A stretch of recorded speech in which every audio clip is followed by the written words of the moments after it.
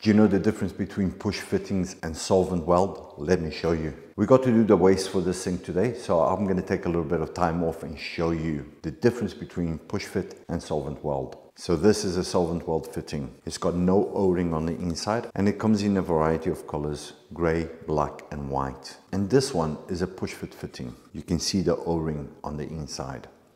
Now amongst the plumbers there's a massive debate on which one is better. Where should you use push fit and where should you use solvent? Personally, I use solvent. I hardly ever use push fit. However, I do think that both of them has got a place in the market. I wouldn't use push fit where it's not accessible. I'll rather use solvent because that creates one solid joint. But push fit, you rely on that O-ring to keep a good seal. And they can shrink and go brittle after time.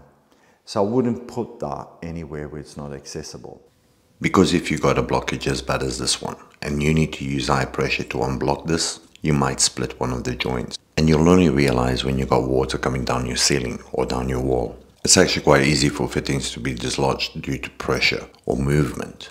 So this is one of the biggest reasons I always use solvent weld. I always advise people never to use push fit fittings behind partitions or boxing ends, because if they do come loose, you're going to know about it when it's too late. And replacing them just turns out to be a big job. Now, outside external pipework, I think it's okay to use push fit, but I think it's far better to use solvent weld. But that is my opinion. Now, why would you want to know the difference between push fit and solvent weld? If you got a leak underneath your kitchen sink and it's coming from one of your fittings, you can easily identify the difference, and at least you'll know it's a push fit or a solvent, and you can buy the appropriate fitting to deal with that issue.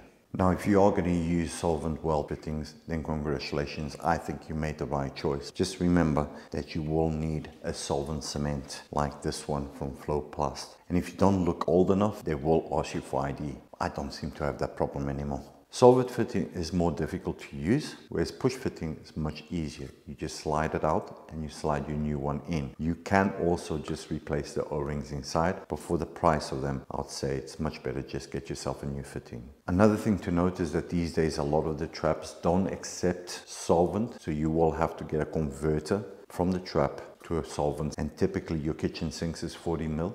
And your bathroom basins is normally 32 mil. Thanks a lot for watching, and if you like plumbing tips and tricks like this, consider subscribing so you don't miss out on the next videos.